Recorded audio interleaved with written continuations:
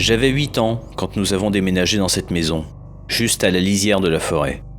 Mes parents avaient quelques réticences à acheter une maison avec un jardin bordé par les bois. Ils craignaient que des animaux sauvages fouillent nos poubelles ou s'en prennent à nos chiens. Ils avaient aussi peur que l'un de nous ne s'aventure trop loin et se perde. Mais la maison était bon marché. Mon père aimait l'isolement du lieu, ma mère adorait l'intérieur, et mes frères et sœurs, et moi-même, étions ravis à l'idée d'explorer la nature environnante.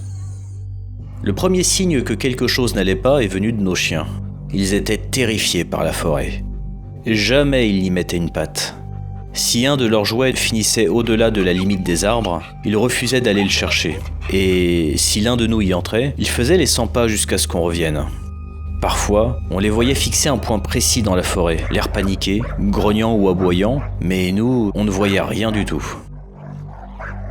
Une fois, mon frère a même emmené notre chienne à l'orée de la forêt pour lui montrer qu'il n'y avait rien à craindre. Mais elle s'est débattue et s'est enfuie en courant jusqu'à la maison, complètement affolée. À la tombée de la nuit, quand nous étions encore dehors, on entendait parfois des bruits étranges dans la forêt, comme si quelqu'un marchait entre les arbres. Des brindilles qui craquent, des branches qu'on écarte. Mais quand on braquait une lampe torche vers les bois, il arrivait qu'on aperçoive, juste une fraction de seconde, quelque chose, une silhouette, comme une personne qui se déplaçait dans l'obscurité. Mes parents nous ont vite interdit d'aller dans la forêt après le coucher du soleil, et même en plein jour, on ne devait jamais trop s'éloigner de la maison. La chambre de ma sœur donnait sur l'arrière de la maison, avec une vue directe sur la forêt. Une nuit, elle a aperçu une ombre, juste à la limite du jardin. Elle m'a raconté qu'il y avait quelque chose de très étrange. La silhouette ne semblait pas tout à fait toucher le sol, elle était un peu trop grande pour être humaine, et elle paraissait comme déformée. Mais surtout, elle était persuadée qu'elle la regardait. Paniquée, elle a appelé mon père, disant qu'un homme était dans le jardin et l'observait. Mon père a accouru dehors pour chasser l'intrus, et ma sœur a continué à observer la silhouette pendant ce temps-là. Cette dernière n'a pas bougé d'un pouce. Mais quand la lumière de la lampe torche de mon père est passée sur elle, elle a tout simplement disparu. On entendait souvent frapper à la porte de derrière, la nuit. Mais à chaque fois, il n'y avait personne. Mes parents pensaient que c'était des ados qui faisaient des blagues, alors ils ont fini par ne même plus ouvrir. Jusqu'à une nuit de tempête où la pluie était battante. Là, les coups sont devenus insistants, presque paniqués.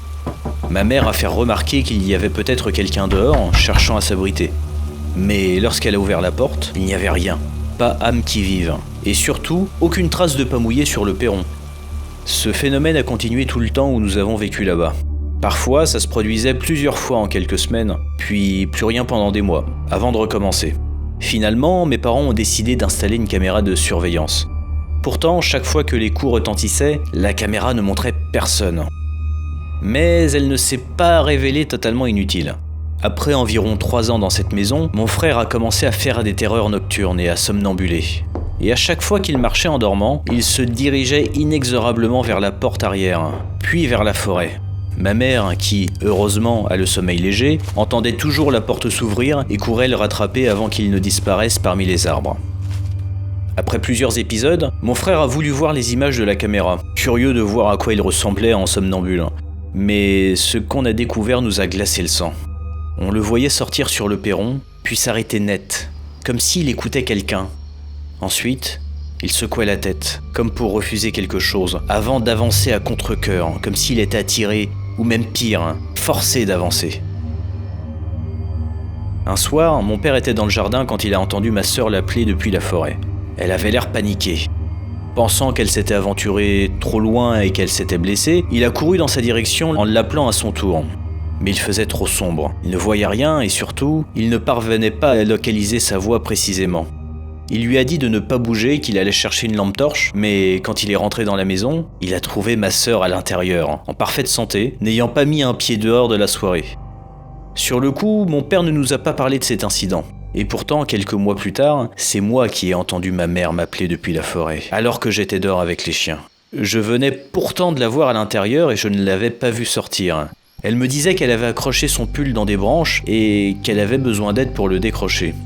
J'ai commencé à marcher vers la forêt, mais les chiens se sont mis à aboyer frénétiquement. Mon père, qui m'avait vu depuis la fenêtre, est sorti en trombe et m'a crié de revenir. Je lui ai répondu que j'aidais maman. Et là, il a hurlé « Ta mère est dans la maison, cours !» Après ça, mes parents ont fait installer une clôture autour du jardin et ils ont commencé à chercher une autre maison.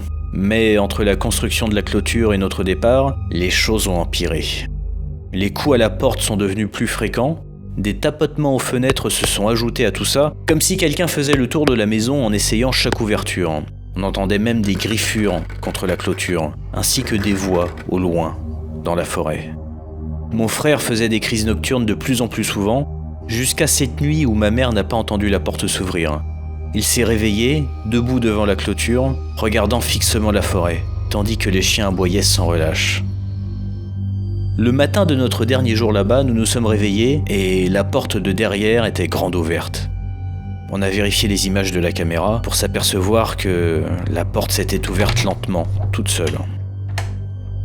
Après avoir déménagé, les crises de somnambulisme de mon frère ont cessé. Cependant, il faisait toujours des cauchemars et son anxiété était toujours bien présente.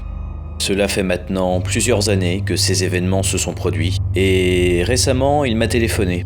Après avoir bavardé un peu, il m'a demandé comment en plaisantant « Tu crois que la porte s'est ouverte cette nuit-là parce que ce qu'il y avait dehors a enfin réussi à entrer ?» Il rigolait, disant qu'il voulait juste se mettre dans l'ambiance d'Halloween, qu'on devrait peut-être se faire exorciser au cas où quelque chose nous aurait suivis. Mais je sais que, derrière son ton léger, ça le hante toujours. Moi aussi, d'ailleurs. Encore aujourd'hui, je ressens un malaise profond quand je suis près d'une forêt la nuit.